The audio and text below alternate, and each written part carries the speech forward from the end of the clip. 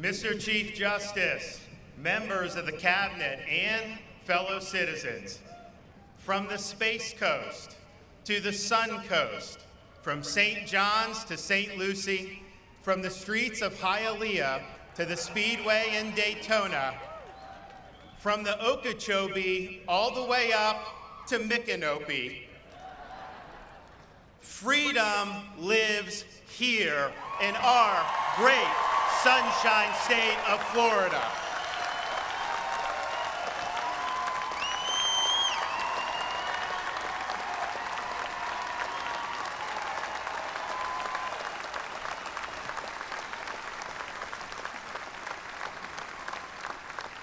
It lives in the courage of those who patrol the streets and who keep our communities safe.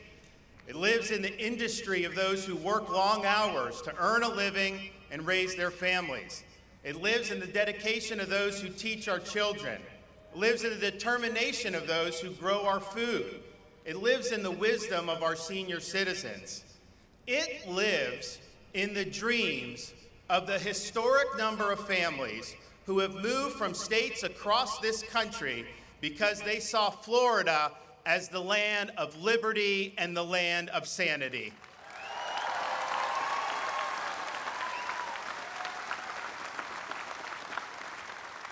Over the past few years, as so many states in our country grinded their citizens down, we in Florida lifted our people up.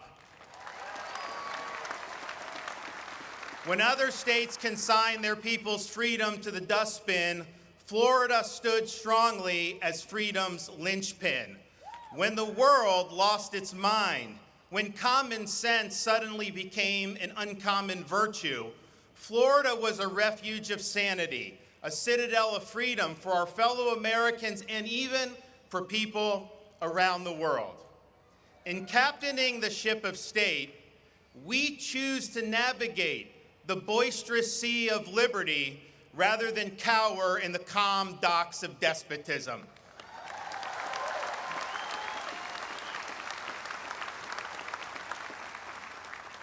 We face attacks. We take hits, but we weather the storms. We stand our ground, and we do what's right. As the book of Psalms reminds us, I will not fear though tens of thousands assail me on every side. We have refused to use polls and to put our finger in the wind. Leaders do not follow, they lead.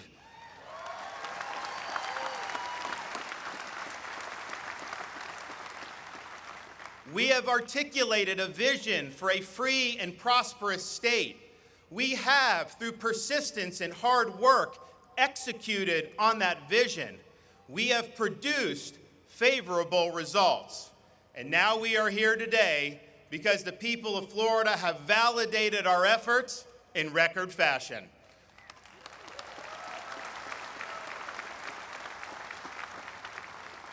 Florida shows that results matter. We lead not by mere words, but by deeds. 4 years ago, we promised to pursue a bold agenda. We did just that, and we have produced results. We said we would ensure that Florida taxed lightly, regulated reasonably, and spent conservatively, and we delivered. We promised we would enact big education reforms, and we delivered.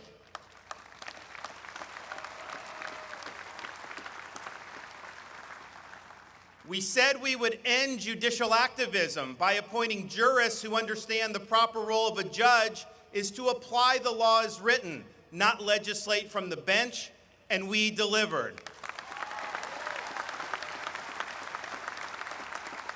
We promised to usher in a new era of stewardship for Florida's natural resources by promoting water quality and Everglades restoration efforts, and we delivered.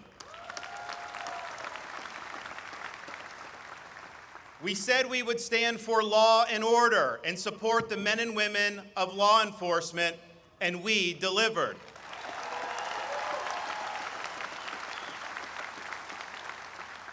We promised to remedy deficiencies in Florida's election administration and to hold wayward officials accountable, and we delivered.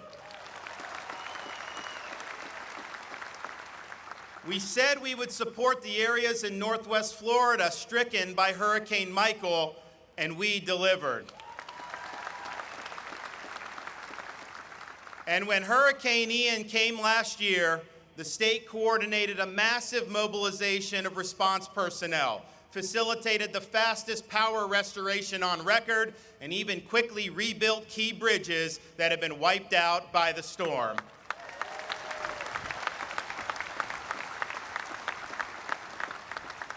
We have stood by the people of Southwest Florida, and we will continue to do so in the weeks, months, and years ahead. Because of these efforts and others, Florida is leading the nation. We are #1 in these United States in net in-migration. We are the nation's fastest growing state. We are #1 in new business formations.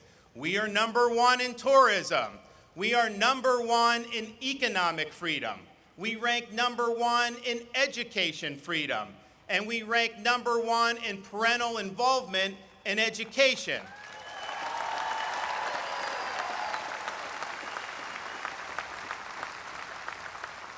Florida also ranks #1 in public higher education. This is a record we can all be proud of.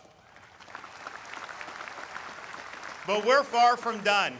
Florida's accumulated a record budget surplus, and we need to enact record tax relief, particularly for Florida families who are grappling with inflation. We must ensure school systems are responsive to parents and to students, not partisan interest groups.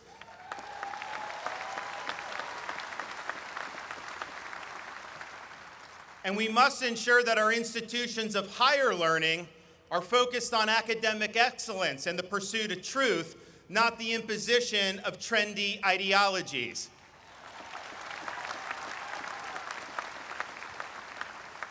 Florida must always be a great place to raise a family. We will enact more family-friendly policies to make it easier to raise children, and we will defend our children against those who seek to rob them of their innocence.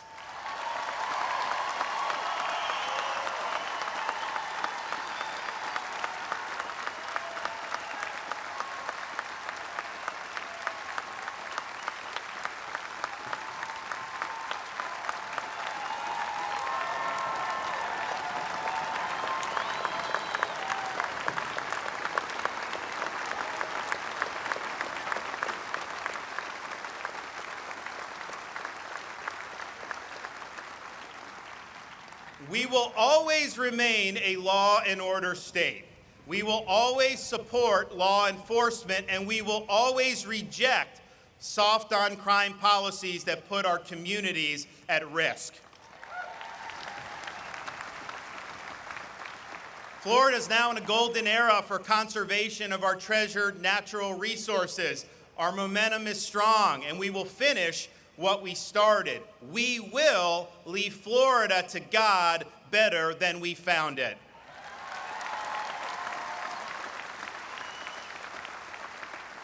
This much we pledge and so much more. Now, it's often said that our federalist constitutional system, with 50 states able to pursue their own unique policies, represents a laboratory of democracy. Well, these last few years have witnessed a great test of governing philosophies, as many jurisdictions pursued a much different path than we have pursued here in the state of Florida. The policies pursued by these states have sparked a mass exodus of productive Americans from these jurisdictions, with Florida serving as the most desired destination, a promised land of sanity. Many of these cities and states have embraced faddish ideology at the expense of enduring principles. They've harmed public safety by coddling criminals and attacking law enforcement. They've imposed unreasonable burdens on taxpayers to finance unfathomable levels of public spending. They have harmed education by subordinating the interests of students and parents to partisan interest groups. They have imposed medical authoritarianism in the guise of pandemic mandates and restrictions that lack a scientific basis.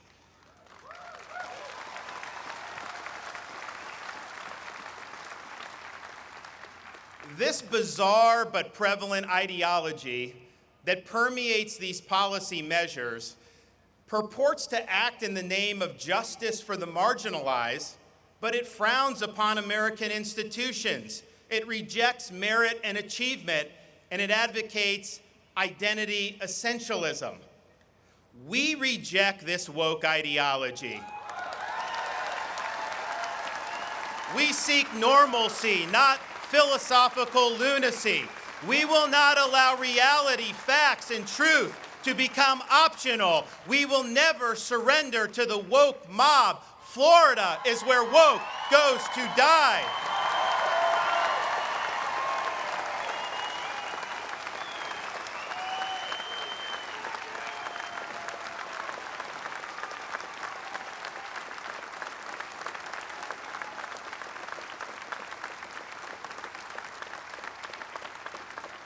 Now, Florida's success has been made more difficult by the floundering federal establishment in Washington, D.C.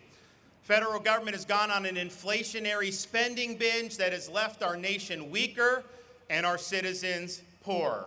It has enacted pandemic restrictions and mandates based more on ideology and politics than on sound science, and this has eroded freedom and stunted commerce. It has recklessly facilitated open borders, making a mockery of the rule of law, allowing massive amounts of narcotics to infect our states, importing criminal aliens, and greenlighting the flow of millions of illegal aliens into our country, burdening communities and taxpayers throughout the land. It has imposed an energy policy that has crippled our nation's domestic production, causing energy to cost more for our citizens and eroding our nation's energy security and, in the process, our national security. It wields its authority through a sprawling, unaccountable, and out-of-touch bureaucracy that does not act on behalf of us, but instead looms over us and imposes its will upon us. The results of this have been predictably dismal. This has caused many to be pessimistic about the country's future. Some even say that failure is inevitable. Florida is proof positive that we, the people, are not destined for failure.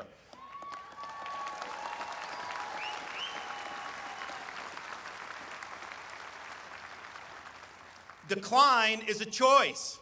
Success is attainable, and freedom is worth fighting for.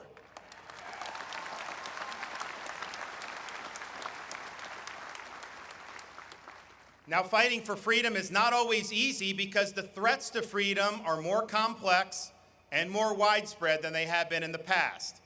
The threats can come from entrenched bureaucrats in D.C., jet setters in Davos, and corporations wielding public power.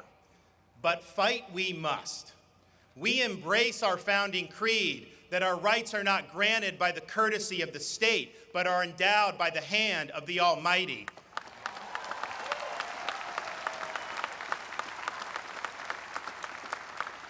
We reject the idea that self-government can be subcontracted out to technocratic elites who reduce human beings to mere data points. We insist on the restoration of time-tested constitutional principles so that government of, by, and for the people shall not perish from this earth.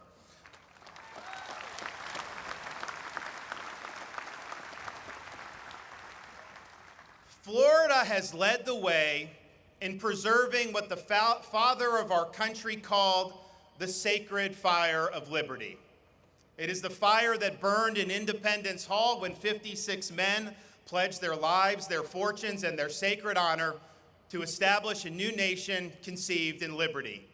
It's the fire that burned at a cemetery in Gettysburg when the nation's first Republican president pledged to this nation a new birth of freedom.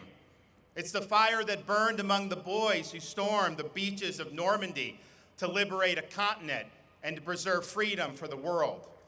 It's the fire that infused the young preacher's dream, relayed at the steps of the Lincoln Memorial, that the Declaration of Independence said what it meant and meant what it said.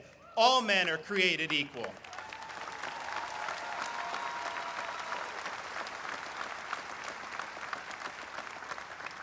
It is the fire that led a resolute president to stand in Berlin and declare, "Tear down this wall," staring down the communists and winning the Cold War.